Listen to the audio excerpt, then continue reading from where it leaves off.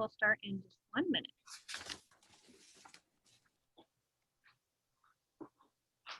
Okay, well, I think we can begin.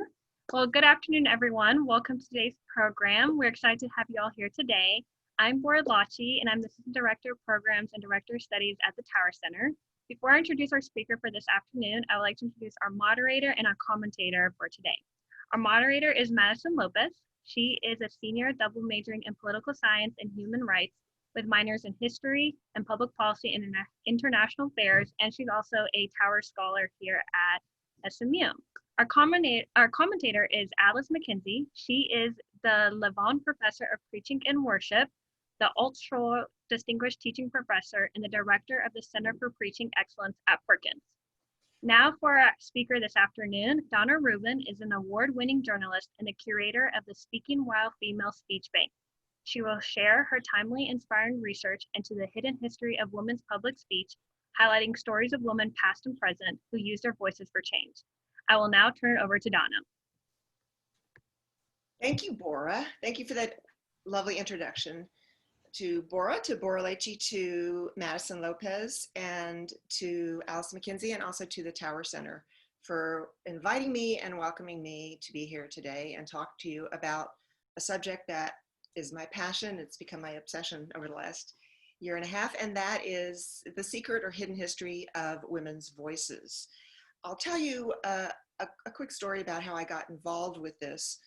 I have been a speech coach for quite a few years and also a speech writer, and I have supported a number of women leaders in different sectors. It was in December of 2018 when I got a copy, a monthly edition of Vital Speeches of the Day, which is a publication that's been around since the 1930s. Every month it publishes the best in thinking and the best in ideas as expressed in oratory. And I looked at that volume, at that edition. Normally they publish about 10 or 12 speeches a month, and there were 10 speeches by men and 0 by women. So I emailed the editor, who's a longtime friend of mine, a really good guy, and I emailed him and said, "What's the story? Why don't you have more speeches by women?" And he said, I curate this every month, and I can't commit to having at least a woman a month. That would be tokenism. He said, and Vital Speeches describes the world the way it is. It's descriptive, not proscriptive, the way we wish it would be. Well, needless to say, that raised my hackles. I got really annoyed with him. And so I wrote him back and I published a blog about it. But then I also went to my bookshelf and I looked at the collection of speech anthologies that I had sitting there. I had a few of them as a speechwriter.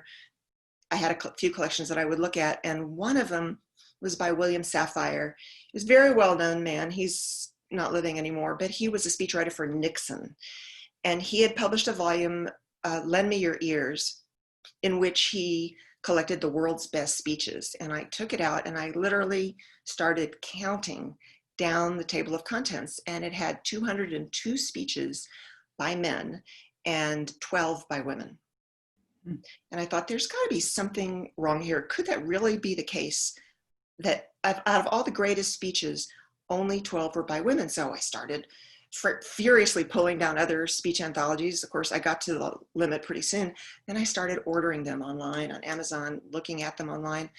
And I eventually put them all into an infographic that I'm going to share with you.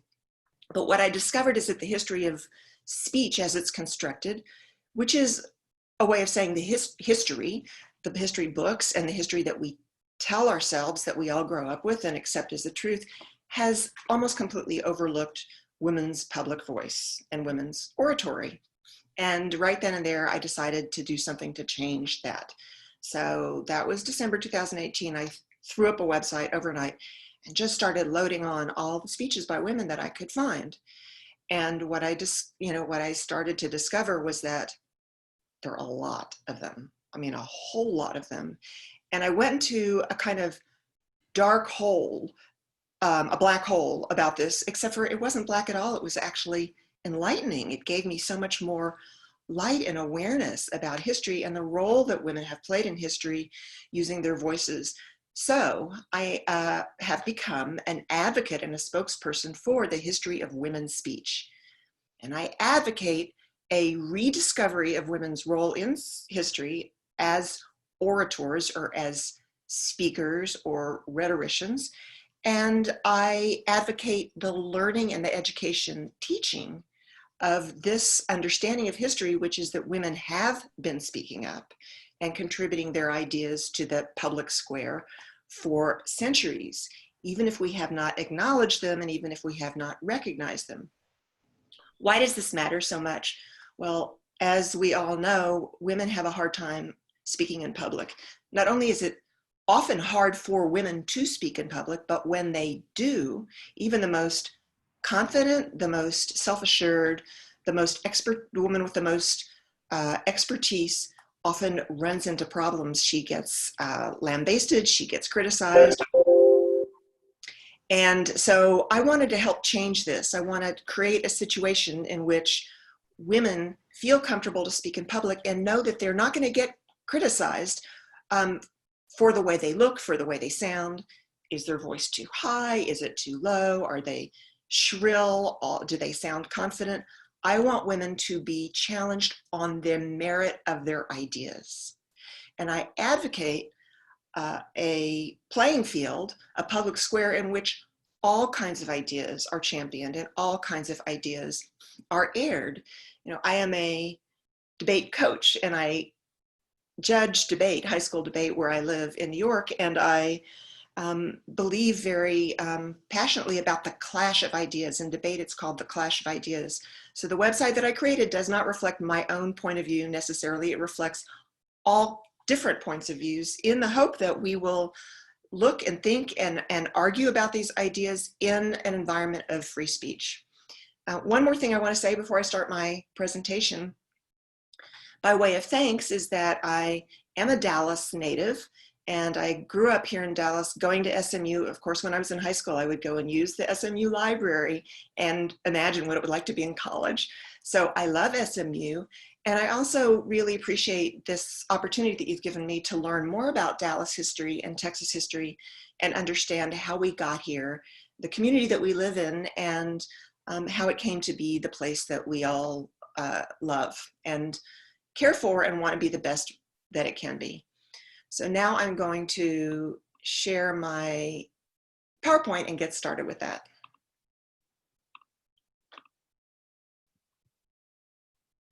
Okay, I trust you can all see this. From Shelf to Spotlight, the hidden history of women's speech. When we think of a powerful speaker in history, I challenge you to... I'm sorry, we can't see the share screen. We can't see the share screen. Thanks for letting me know. Let me try again.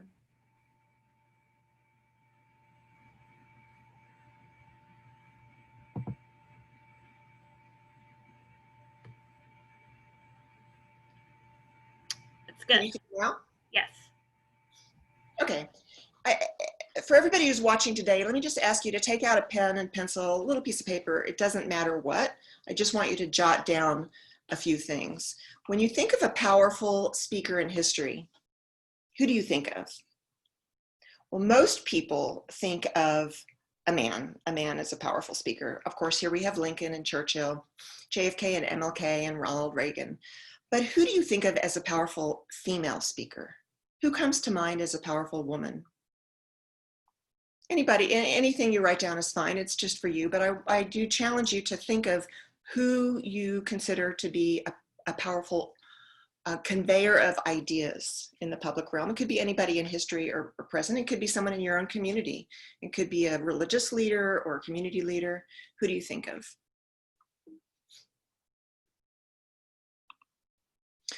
Well, in our tradition, our Western tradition, we have championed men. Traditionally, historically, this is Cicero, the great Roman orator. He's considered the father of rhetoric, the father of oratory. In fact, every year I participate in the Cicero Speechwriting Awards. I'm a judge for the Cicero Awards. So Cicero is our archetype of what a powerful speaker is. And look at how he's standing with his hand outstretched. It's a very confident and maybe you might say a male pose. So Mary Beard, the great classicist, she teaches Roman history and classical history at Cambridge, has made it her mission to champion women's speech. And in 2014 and 2017, she gave 2 talks that are on my site about the history of women's speech and about how women's speech has been silenced. That's her term for it. We've been silenced. And in the background, you can see a slide that shows Telemachus coming home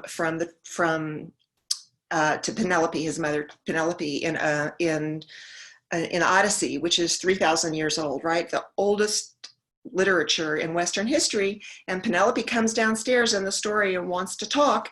The men are talking about statesmanship and the war. And Telemachus tells his mother, go upstairs and go back to your weaving. So that, according to Mary Beard, is the earliest example of a man telling a woman, oh, do shut up, dear. This shows you a range of the speech collections that I purchased and looked at in this adventure of mine.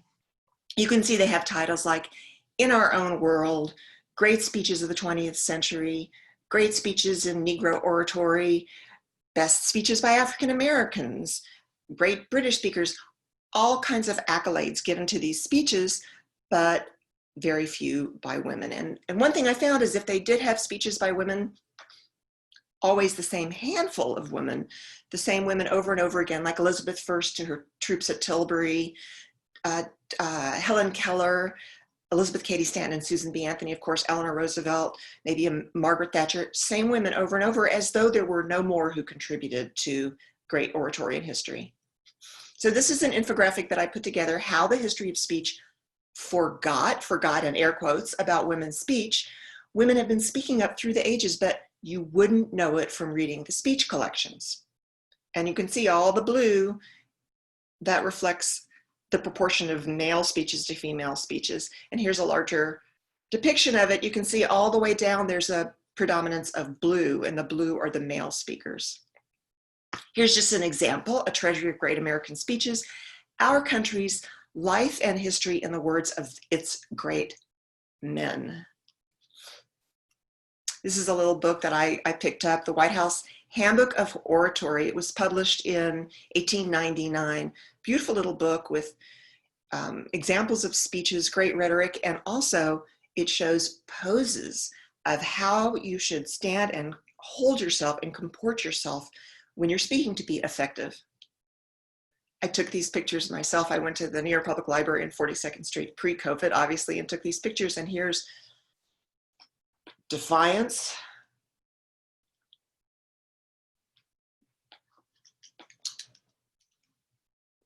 ridicule, malediction. The point being that men have been taught throughout the decades how to speak in public, how to be powerful, and women have not. Now, let's look at images of women speakers throughout history. Instead of examples of how to be effective, we see a woman. This is a scold. This woman is named a scold or tagged as a scold on the dunking stool. She's getting dunked in the river. She is a scold. A scold is a woman who scolds a man. And obviously it's a very gendered term. Men don't get called scolds. This is another one, a scold, a common scold getting dunked in the river. Here's another one. Here's a man being chased by his wife who is a scold. You can see looks like his scarf and his hat are falling off and she is chasing him and he does not want to be around her because she is talking too much, probably saying something he doesn't want to hear. And here is a depiction of the branks. The branks was a form of torture. It's a metal cage or muzzle that goes over a woman's head. It's hard to see in this picture, but it's around her head and her nose is sticking out. And she is chained to the post behind her. It is a form of punishment and public humiliation. When a woman spoke too much or said the wrong thing, they would put a muzzle over her head and chain her to a post and sometimes parade her through the streets. This originated in Scotland and Northern England in the 17th century, came over to the New World too. And you can still see examples of the branks in museums in the United Kingdom. And to be clear, sometimes they were used on men as well, but much less frequently. It was primarily a torture instrument used against women. There's an example of the branks. The one on the right is facing us straight on. You can see the hole for the eyes and the nose. The one on the left is turned around, and you can see there was a bit. Sometimes there were spikes on that bit that went into the woman's mouth to depress her tongue if she should even try to speak. It's really vile. It's just really repugnant. And now I want to show you just a few pictures. I'm a postcard collector. I have been for a long time, and there's a lot of postcards that show instruments of torture used against women who use their mouths. Now, I have a lot of these. I have about 50 different images. I'm only going to show you a handful, but they're really hard to watch because they are really nasty. Look at this woman. She's got a clamp over her head. It's like a branks, right? The branks is also called a scold's guard over her mouth. If you've got a wife that nags, just get one of these patent gags. No end to a woman's tongue. A lot of these images feature a woman's tongue and lips getting cut off, getting clamped shut, having a padlock put on them.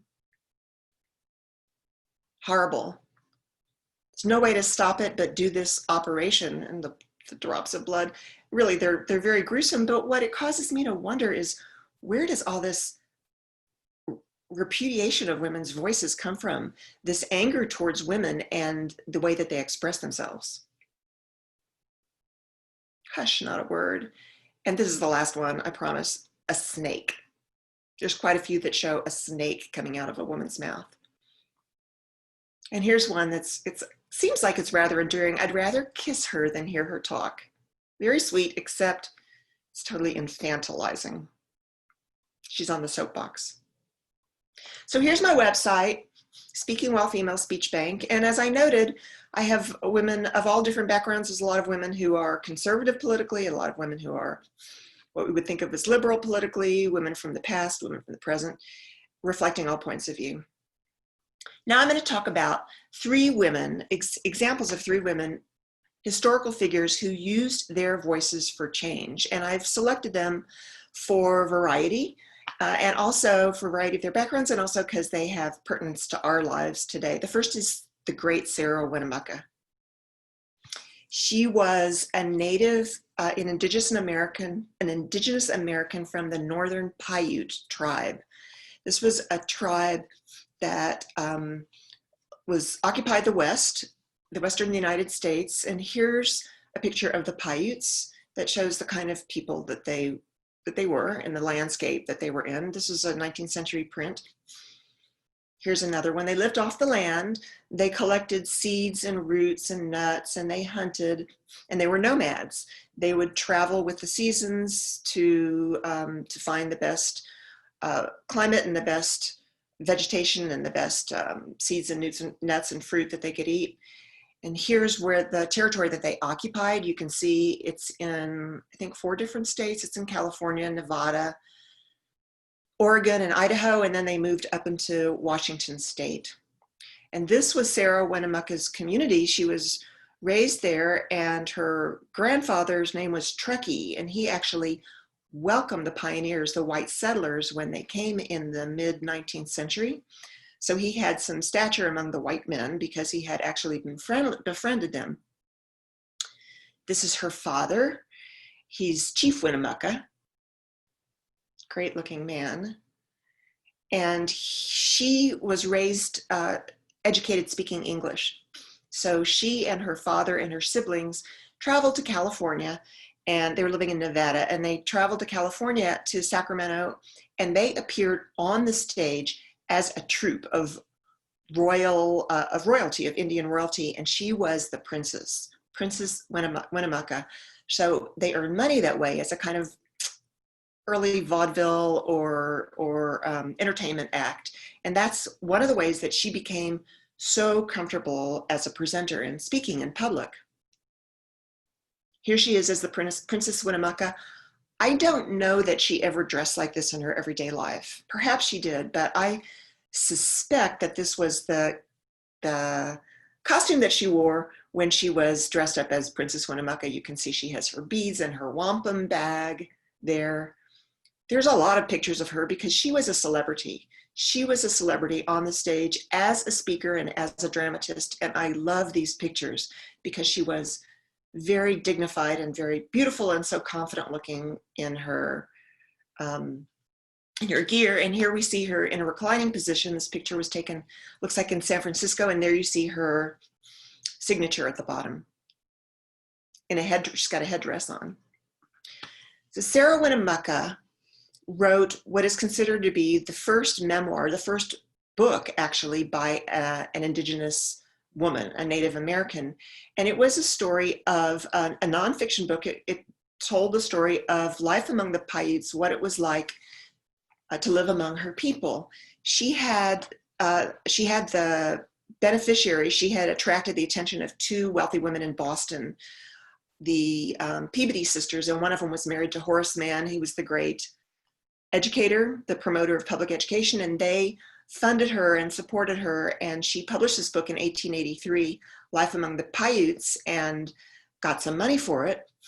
And with that money, she also launched a speaking tour on the East Coast, and she spoke to all kinds of audiences from Providence and Hartford and Boston and New Haven and Northampton. She went and talked about her experiences among the Paiutes. Then she went back to California and talked about people I met in the East. Admission, 25 cents. And I think she would also sell little pictures of herself and sell copies of her book. So she was a professional speaker. And then with the money she earned, she went to the town of Lovelock in Nevada, and she founded a school for Native Americans. This is Lovelock. This picture was taken in the 1890s, so it's about a decade after she was there, but I admire her so much for doing this, for funneling the money into education for her people. But look at this. This is heartbreaking. This is from a newspaper. Sarah Winamuka writes the Silver State, that would be a newspaper from Lovelock, complaining about the destruction of the Indians' crops by the cattle and hogs belonging to white people, and asks if there is no law for the protection of the Paiutes' crops. I think the answer is probably no. There was no protection for the Paiutes' crops. Now, Sarah Winamuka found her voice really as an advocate for her people, talking about how they had been betrayed and mistreated by the white settlers who gave them promises and then betrayed their promises, who took their land, who didn't respect the Paiutes' traditions and the Paiutes' way of life. And she really was the first woman who advocated for Native Americans in a very powerful way, in a way that's very endearing and heartbreaking. One way that she did it, she was very savvy. She used the press. She wrote letters to the press. There's even a book about Sarah Winamuka's relationship with the press, with dozens of letters to the editor and articles she wrote in the press. And here's something, a letter to Dr. Lyman Abbott. He was the publisher of the Christian Union, and Elizabeth Peabody just published it, Sarah Winamuka's Practical Solution to the Indian Problem. The reason I mention her today is because Sarah Winamuka gave a testimony in 1884, the same year that she made her tour of the East Coast.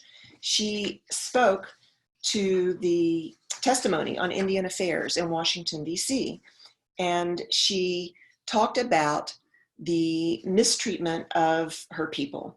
It was April 22nd, 1884, to a subcommittee on Indian affairs, and I obtained this document. It was not very hard. I obtained it from the Winamaka Museum, the Humboldt Museum in Winamaka, Nevada. I wrote the director of the museum and asked for this testimony, and within an hour I had it. And this testimony has never been published in any book. In fact, to my knowledge, it's never been published anywhere else. It's on my website.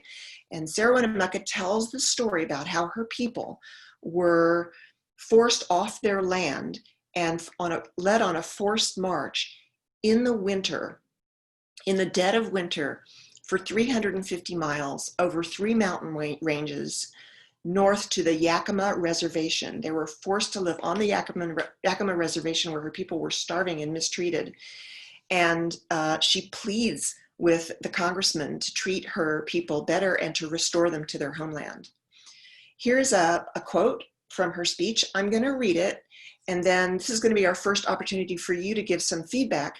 I'm going to read it, and I'm going to ask you to share your thoughts on what makes this excerpt, this quote, so powerful. So let me read it, and you can read along with me. Women would be, she's talking about the trail, right? The forced march. Women would be coming along crying. And it was not because they were cold, for they were used to the cold. It was not because they were sick, for they suffered a great deal. The woman was crying because she also was carrying her little frozen child in her arms. And of course, the soldiers never could stop. And they would dig into the snow as deep as over your head to dig a grave. Even if they wanted to dig a grave, they could not. The only way the mother could do was to stop off onto one side and dig out a little hole and stick her little frozen child under the snow. So I ask you now, and Madison's going to help moderate, put your responses in the Q&A, in the chat box. What is it about this quote that makes it so powerful? And I ask this because I want all of you to come away with a sense of how you too can become more powerful speakers, and I want us to learn from these women's rhetorical strategies. Great. So go ahead, use the chat function, and I will share your responses.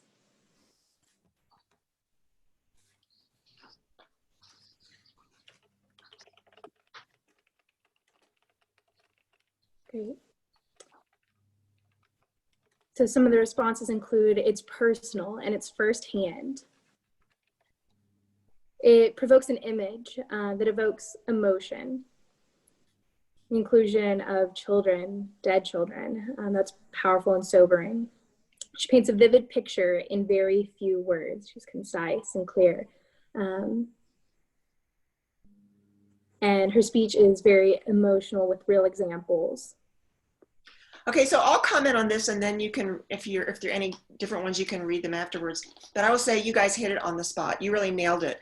First of all, she talks about her own experience. It's her lived experience. She is a witness to history. She describes what she saw with her own eyes. So yes, absolutely.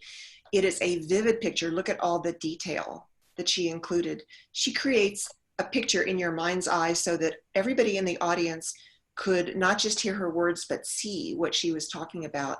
And it is pathetic, pathos. She's evoking emotion. So absolutely all of those things. And we can use all of those things when we share our ideas too and want to persuade someone. This was her goal, to persuade her audience to change their actions and to support her people. So these are all strategies and tactics that we can use. Anything else, Madison? Yes, the use of repetition as a rhetorical device and similar to pathos. She creates an emotional and visual sequence, ending with a horrifying punchline, the frozen child under the snow. And the use of this imagery is an equalizer because it's human suffering, puts everyone on the same playing field. Exactly. Whoever that was said it better than I could, so thank you so much. I really appreciate it. And this person mentioned repetition. I want to point out it was not because they were cold, for they were used to the cold. It was not because they were sick. You can hear that the repetition of language, it really hammers home a point, right? It reinforces a point. It makes a point stronger. It makes a point more memorable. And you see how I just use repetition myself. So thank you for all that. At the end, we'll have more opportunity to talk about these things, but I'm going to move on and talk about the next woman. I love this picture of Sarah Winamaka. I love the look on her face. And lastly, this is a statue of her in the US Capitol, donated by the people of Nevada.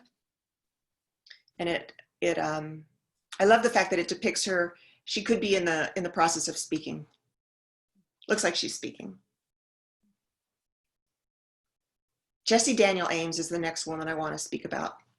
Really, really fascinating woman, very admirable woman who I knew very little about before I started working on this speech today. She was from Texas. She was from Palestine in East Texas. She went on to live in Georgetown, Texas, and in Laredo before she left for Atlanta and spent the majority of her working life in Atlanta.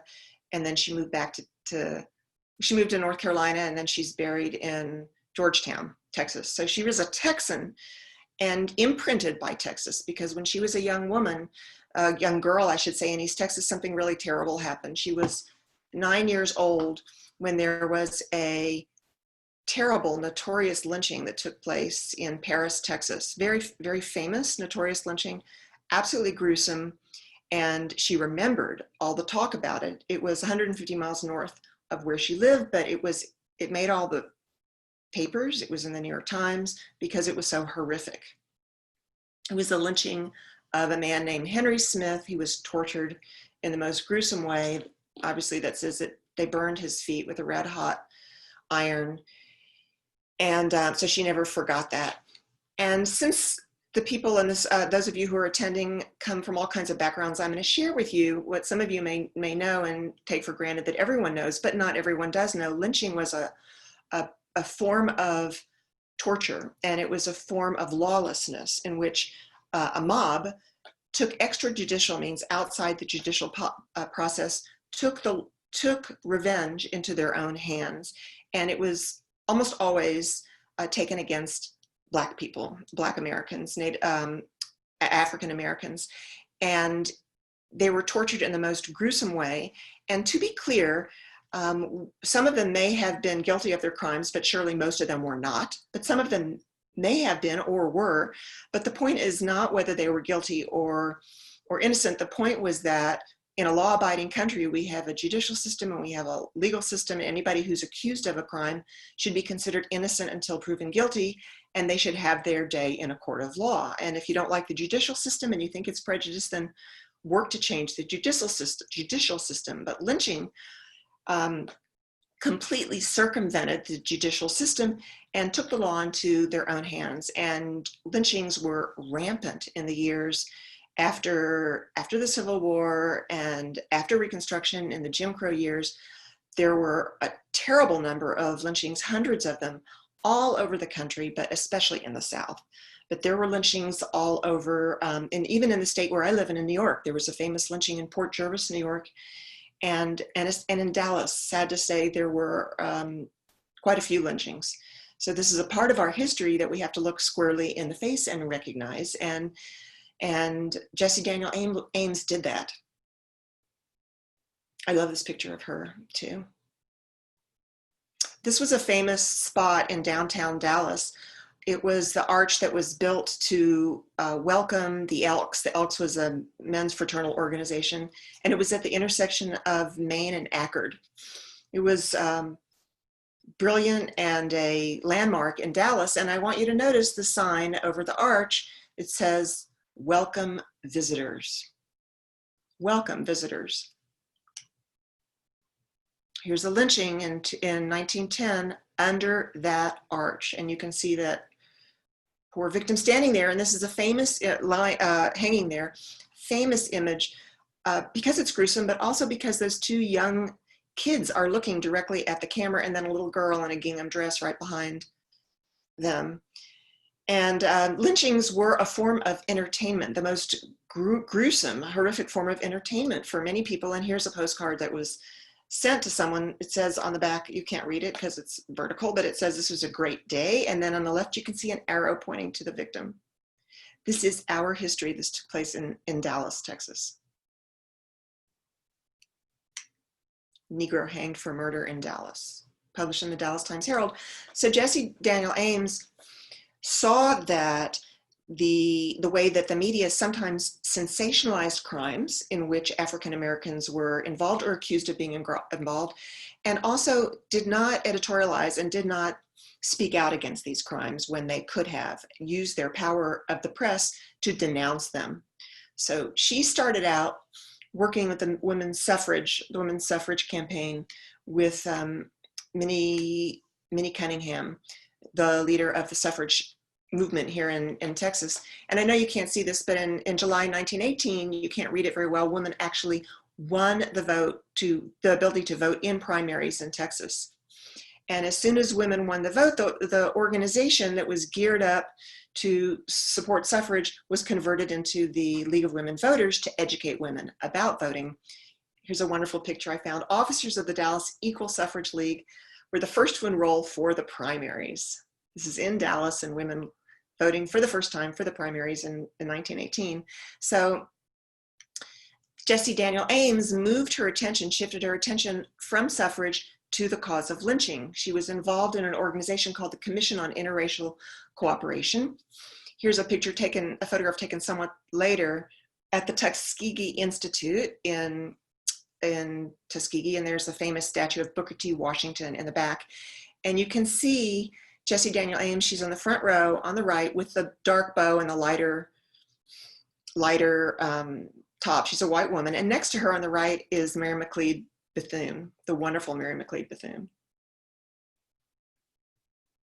So those were women of the Commission on Interracial Cooperation. But what she founded, Jessie Daniel Ames, was an organization called Southern Women Against Lynching, Association of Southern Women for the Prevention of Lynching. And this is a newspaper clipping announcing its formation in 1930, and the following year they had their first meeting in 1931.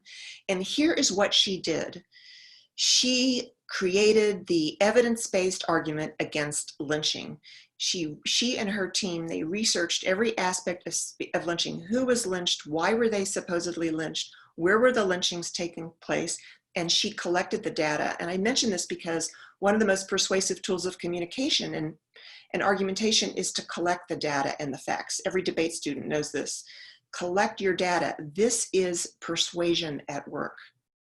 These are all brochures that they collected, she and her team collected and published. Southern Women Look at Lynching. And they would do things like publish these brochures, and they would speak hundreds and hundreds of speeches, which is one reason she's a hero of mine, because she used her voice.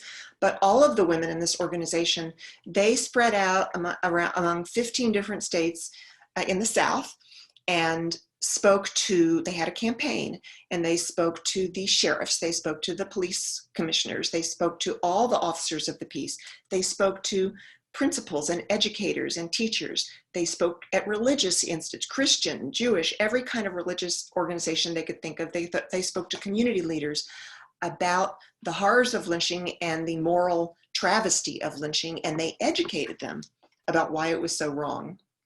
They also did things like they would actually go to a site after someone had been lynched to collect data, to collect evidence.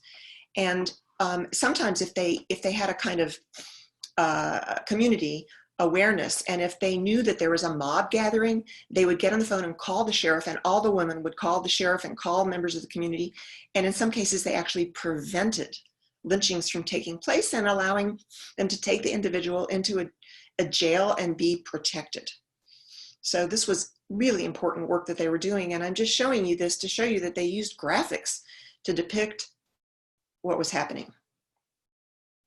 I got all these online. These are brochures that are in the public domain showing the phenomenon of lynching. And this is important. They had a list. What one woman can do to prevent lynching, what each of us can do to prevent a wrong. And they had 10 items on the list. She can study all available material on lynching and make the information her own. She can present her material to missionary societies and clubs, and so on. This is really important. Marry your ideas with action. Whatever you're advocating for, make it easier for your audience to take action. Okay, once again, I have a quote from a speech that she gave. It's called Lynching is Bad Advertising. That wasn't the name of the speech, that's the name of this quote. And it was given in November 1938 to the Kentucky branch of the Committee on Interracial Cooperation in Louisville. And she was sharing with them what she had learned from her organization, so I will read it. We have managed to reduce lynchings not because we've grown more law-abiding or respectable, but because lynching became such bad advertising. The South is going after big industry at the moment, and a lawless lynch mob population isn't going to attract much outside capital. And this is the type of attitude which can be turned to advantage more speedily than the abstract appeal to brotherly love.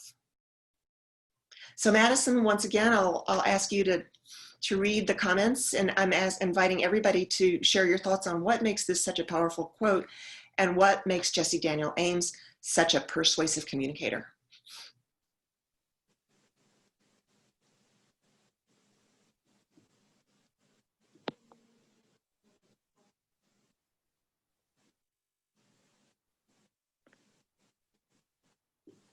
They said, it is sad but true that money talks. Money is a powerful force in this quote. It's a pragmatic appeal to self-interest, the appeal to greed over love, and she added, nothing has changed, unfortunately. A sad but realistic appeal to capitalism.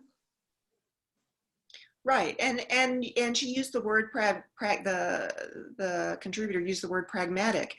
It is pragmatic to appeal to people's interest, right? To appeal to where people, she got them where they lived. And this has been true throughout history. It's nothing new, it's very much true today. Appeal to the bottom line, and it pertains to the State Fair of Texas. It appeals to every institution throughout our society that we want to change. Appeal to the bottom line, and you will be more powerful. And she also, like Sarah Winamuka, speaks of her own experience. She tells this organization what she has learned from her own experience. What else, Madison? Someone said that it's an unexpected reason, that it says people are prepared for the moral arguments, and this stands out as contrasting with the moral argument and focusing on the economic self-interest. Right, so in a way she uses an element of surprise. She shares a lesson they weren't really expecting to hear. Anything else? One more, it says, flipped lynching from a positive to a negative. Originally, lynching was considered entertainment and law and order, and she used data to prove that theory wrong. And then one more says, capitalism has driven social and empirical change for years. The 1950s and the economic boom can be an example. Another world war would destroy this paradigm, and makes me wonder whether another will happen again. Right. It's interesting it's so interesting to look at the past in light of the present and then anticipate the future. Thank you for all those comments. You guys pointed out things I hadn't thought of, so I really, really appreciate that.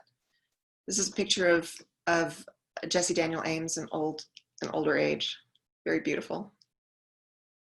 And one more thing I wanted to point out, that her organization did not include Black women. African American women were not invited to include. And I'm not passing judgment whether that was a good or a bad thing. She decided that the more powerful way to fight lynching was to use white women's voices. She was trying to persuade the white establishment, and she thought that they would pay attention to what white women had to say more than Black women, and that's the way she chose to organize it. And she ran that organization from 1930 to 1942 before it was disbanded. And here's the statistics that she shared about lynching in those years. From 1928 to 1930, in the 2 years previous to the founding of her organization, there were 211 lynchings. In 1930, there were 21 lynchings. And in 1938, there were only 6 lynchings. So clearly, public opinion was shifting. Her organization no doubt had a big impact. I think there were other socioeconomic factors that contributed as we were heading into World War II, but surely we are indebted to her for helping to resolve this blight on our communities and on our species, really. Okay, Juanita Craft.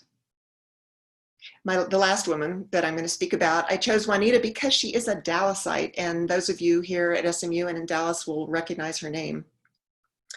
This is a picture of her when she was young. She actually came from the area around Austin, and she didn't get a college degree. She got a teaching certificate, but she was very much molded by her experience as a young woman. When she graduated with a teaching certificate, she couldn't get a job in teaching, so she took a job. I think she worked at a supermarket. She was a store clerk, and then she worked at the Adolphus. She came to Dallas and worked at the Adolphus in downtown Dallas. as a maid cleaning rooms. And of course, it was hardship, right? When you train to be one thing and you can't find a job, and it's because of prejudice, it's heartbreaking. And she took her mother, at one point her mother was sick with tuberculosis, and she took her to a sanatorium in San Angelo, and they wouldn't accept her because she was a Black woman. And her mother passed away during that episode. So Juanita Craft was really molded by these early experiences that she had that could have embittered her, perhaps did embitter her, but they also energized her to work for change. Here's a picture of her as a young woman, which is beautiful. And just to set the scene, this is Dallas. This is a picture taken in Dallas, colored waiting room. Now we know that throughout the South, cities were in the years leading up to World War I and post-World War I, of course, in Jim Crow era, Jim Crow was rampant, and cities like Dallas were terribly segregated by race, residentially and economically. And this was the situation in all Southern cities, but Dallas was even worse than most, to the degree of segregation and the amount of segregation and its pervasiveness. This is a couple other pictures from Dallas. There's a white swimming pool where white kids are swimming, and a Black person swimming pool where little black kids are swimming. So this was the climate in which Juanita was becoming a young woman and was becoming an adult, and looking around her and seeing what needed changing. And she joined the NAACP, which was active here in Texas. And it had a really difficult history getting rooted here in Texas. There were a lot of members and it was growing, but it also was a very violent period. In fact, there was a man named John Shillelagh, who I just read about. He was the executive director of the NAACP in New York, and he came down to Austin by train to work with the NAACP, and he checked into the Driscoll Hotel in downtown Austin, and some white men came and approached him and bullied him and called him the N-word and challenged him to get out of town. And the next day, when he was walking out of the hotel in downtown Austin, they started to attack him. And he said, "I don't share your point of view." In the most civilized way possible, he said, "I don't share your point of view." I mean, this is what we teach kids to say when they don't agree with somebody. Not "you're wrong, I don't like what you're saying," but "I don't share your point of view." In debate, "I don't share your point of view."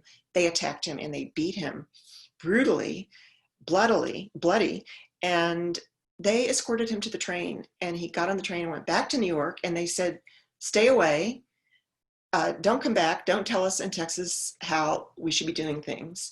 He was so traumatized that he, a year later, dropped out of NAACP. He never really recovered from that terrible incident.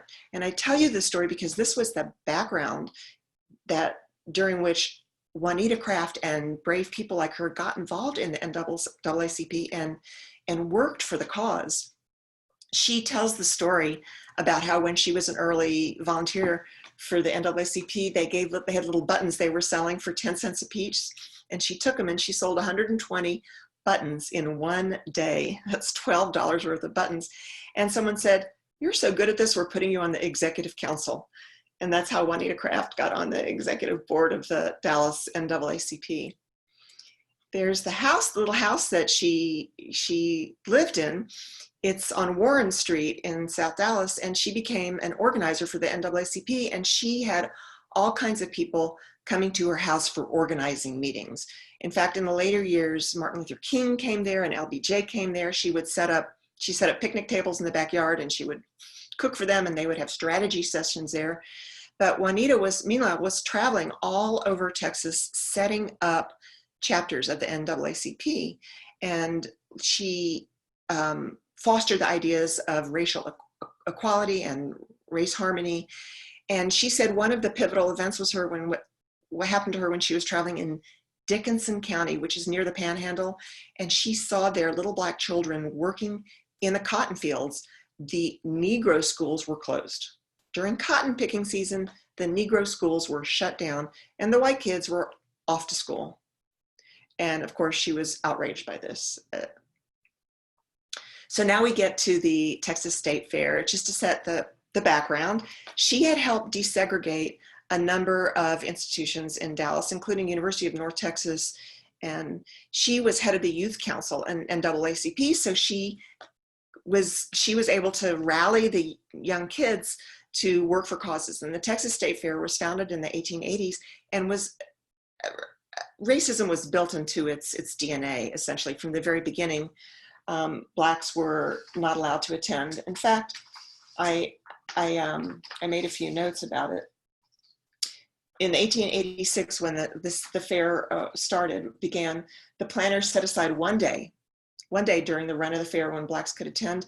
Later, they called it Colored People's Day, and that was discontinued in 1910. So from 1910 until 1936, Blacks were not allowed into the fairground to enjoy the fairground. In 1936, of course, they had a big centennial celebration, Texas Centennial, and then they reinstated one day during the run of the fair and called it Negro Achievement Day, and they opened a hall of Negro life with exhibitions on Black contributions.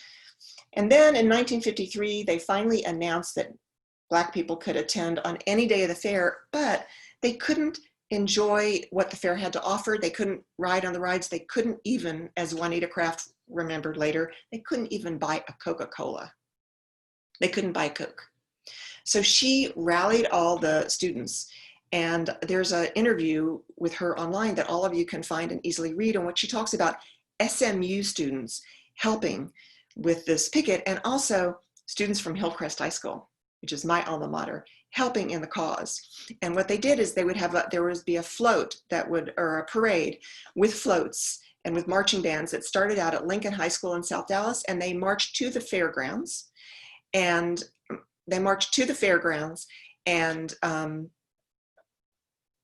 they protested, stay away from the fair, don't celebrate the fair. I want to go back for a minute and show you this slide. I'm going in the wrong direction. Okay, now you can see, meet your friends, the Ku Klux Klan, Wednesday, October 24th at the State Fair of Texas. Yes, there was a Ku Klux Klan day at the fair, and I call your attention to the very last line. You and your friends are invited to attend this day, the most wonderful day of your life. All this is easily findable online. Second big Negro Achievement Day, plan now to attend State Fair of Texas. Obviously, I'm not going to read this out loud. Again, you can find all this outline. This happened at our State Fair of Texas. And here's the picket that Juanita Craft helped direct and spearhead at the State Fair. Today is Negro Appeasement Day at the fair. Stay out. They also picketed the Melba Theater, downtown Dallas, and the Majestic Theater. And they had an impact. They had a big impact.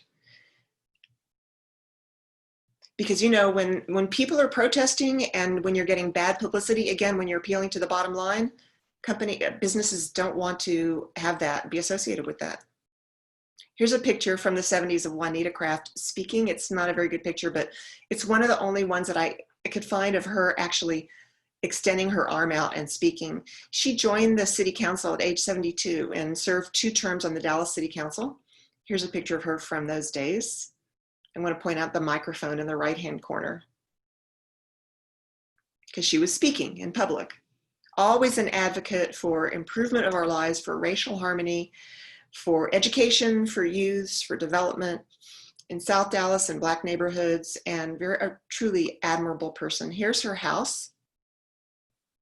It's on Warren Street. It's just south of Pennsylvania Avenue or MLK Boulevard. It used to be Forest Boulevard. You can see there's a historic plaque in front of it because it is being restored. It is on the national list of historic places, National Register of Historic Places, but it is process of being restored. It's not open to the public, not just because of COVID, but I believe they haven't finished the restoration process.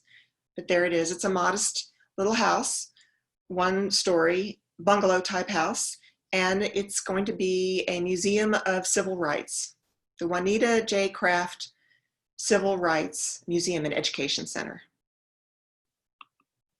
And here's the quote from Juanita Craft that I want to share with you. She gave a commencement address in 1997 to the H. Grady Spruce High School commencement in Dallas Memorial Auditorium in downtown.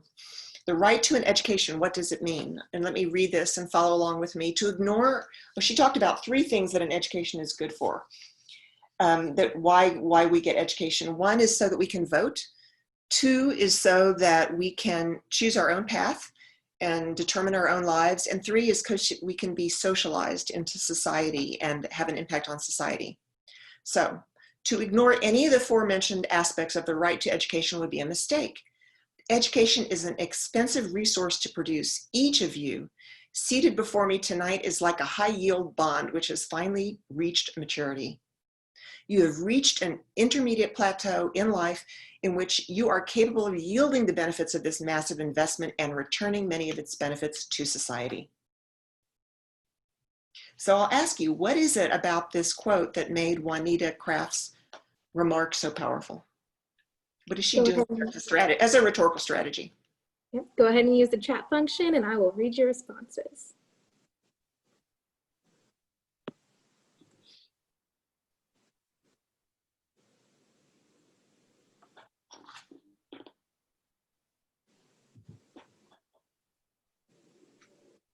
So Ruth said the investment instrument metaphor.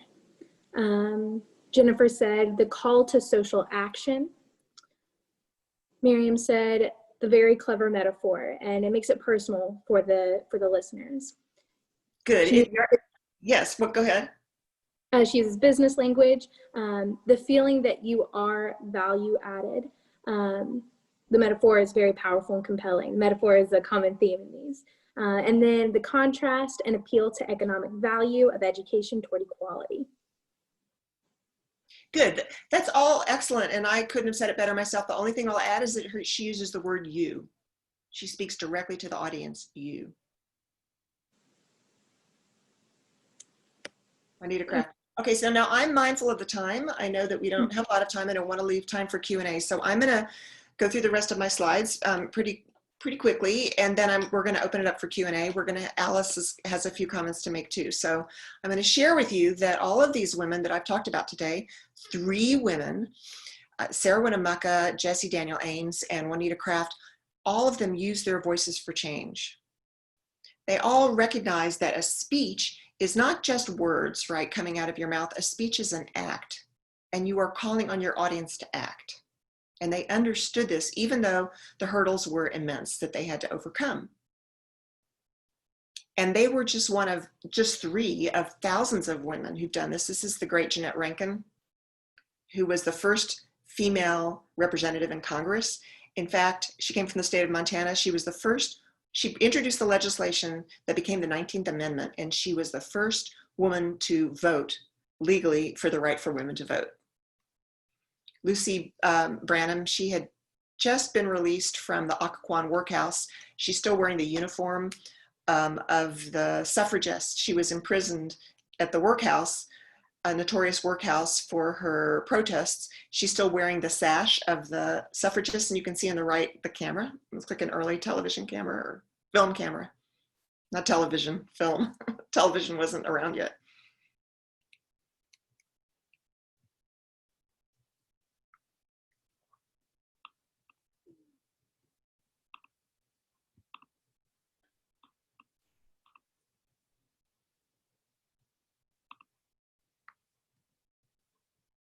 Well, that's the end of my slides. So now I'm going to turn it over to Alice. Let me get out of my slides. Can you see me? I'm a little bit lost here. Go up and X out of it. Let me get out of my share screen and turn it over to Alice. Oh, there I go. There we go. Okay, done. Sorry.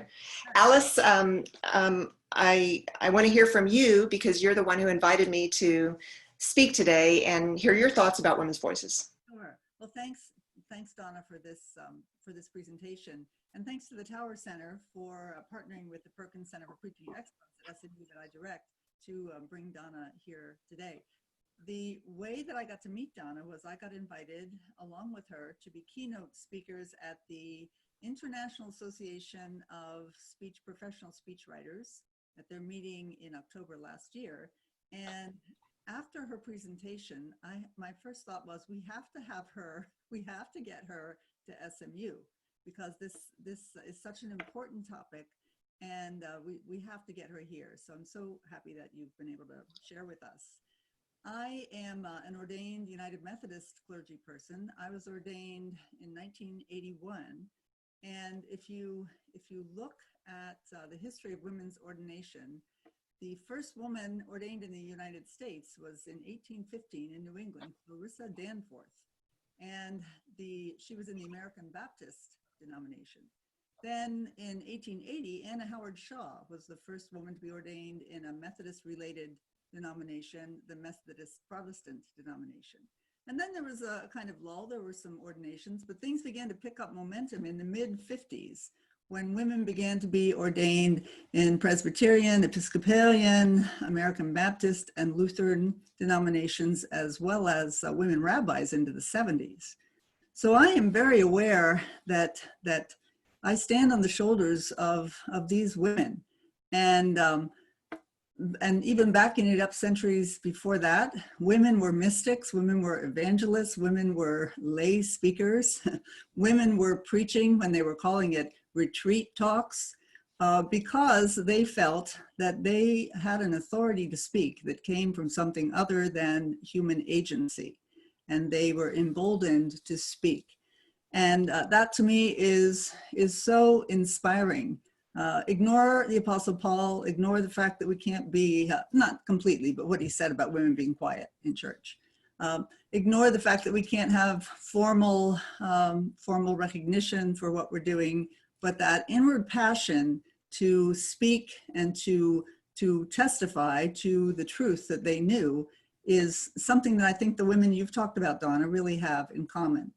And so I'm thinking that going from this presentation, for me, I'm thinking about how I have this debt of gratitude to these women for sharing from their experience, for taking the time and using their intellects to gather information, and to use their creativity and their imagination and metaphor as they speak out, not just in private, but stepping out of that comfort zone into the public arena.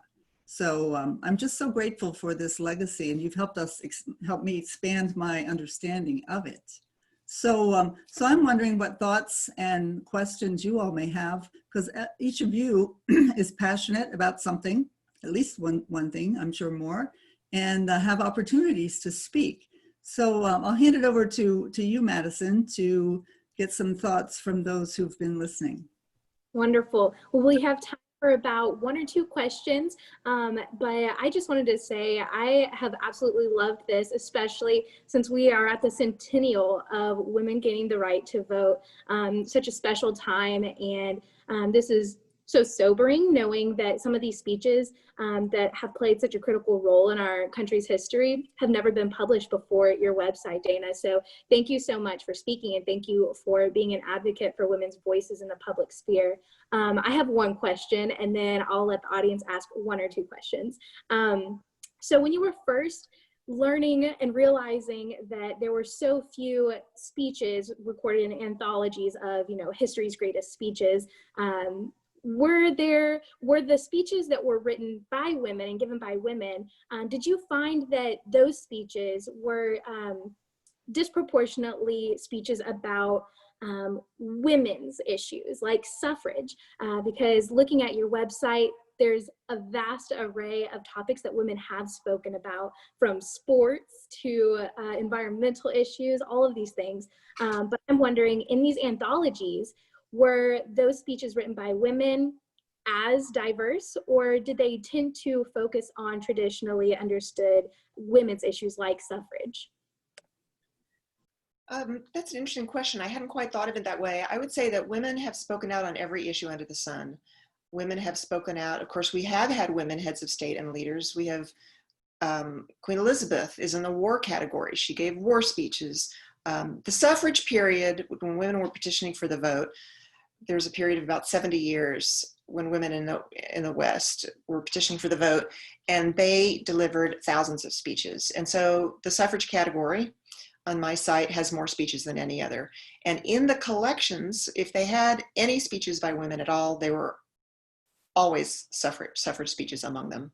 And occasionally speeches about peace, because a lot of women joined the peace movement in the years before and after World War I.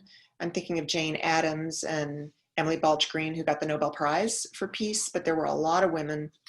Suttner, Bertha von Suttner also got the Nobel Prize. A lot of women talking about the peace cause. So peace, and also in the late 19th century, there were a lot of women reformers. They called what we think of as the Victorian reformist spirit. So there were women like Dorothea Dix and Maud Ballington Booth, talking about prison reform, talking about education, talking about poverty, neglected kids, talking about prostitution, and how can we help prostitution and change our double standard against prostitutes and help them. I mean, really every issue under the sun, but more about suffrage than anything else. Yes. Thank you. That's a great answer. So we have one question right now, and feel free to keep asking questions. So Julie Branson asks, do we learn to be quiet and our nature is to speak out? And the more focused question is, how do we support the natural inclination to speak and provide focus for women? So how do we coach them and give them, help them understand purpose without inadvertently shutting them down? Well, that's an interesting question, and thank you. You raise a whole complicated constellation of thoughts, really. There's an interplay between women not being encouraged to speak and women being criticized for speaking when they do, and women internalizing those messages and thinking that we can't speak. And that's what I would like to change. I lead workshops for women on public speaking, and I teach women to understand that they have expertise and a knowledge is important and valuable, and that if you share it with the world, you are helping the world. The world will benefit from your knowledge. So that's an important lesson, to understand that the world needs our knowledge. And if we sit back and let other people take the lead, then the knowledge that we have gained is not purposeful. It's not working to change the world. And so there's an imperative for us. It's not whether we're bragging, it's not whether we're advancing our own images or our own causes. We need to share our knowledge. The world has so many problems now. The world has so many different problems. In every sphere, in every sector, women have expertise that needs to be shared. And the best way that I know of to encourage women is to show them examples of women who've spoken. In fact, it's very interesting. If you look at the history of speech, you'll see that time and again, powerful women speakers got more motivated and inspired by other women. In fact, Kamala Harris said the other day that she was inspired by Shirley Chisholm, the great Shirley Chisholm. Well, Jessie Daniel Ames was inspired by Nannie Helen Burroughs, who she heard give a speech. Nannie Helen Burroughs was a great Black activist and educator. So it's, the other one was Elizabeth Cady Stanton. When she was a young woman, she heard Lucy Stone speak. Lucy Stone was a fiery orator in the 1850s, very early. And Elizabeth Cady Stanton heard her and said, that's what I want to be. That's what I want to do. So the best thing that I can propose for us and for our children and our grandchildren is to give us examples of women who have done this, show us that it is possible and that women can be powerful and effective speaking out. Great. And this question goes right along with that. What is your goal from starting your website and spreading your knowledge to people like this webinar? The most condensed way to say it is that I want every young girl from Kansas to Kenya to Kuala Lumpur to see and hear and read women's words and know that it is possible. Wonderful. Let me see. I think that that is all of the questions and all the time we have for now. But Dana, thank you so much. Thank you, Alice, for participating in this. This has been wonderful. The recording for this Zoom call will be up on the website soon.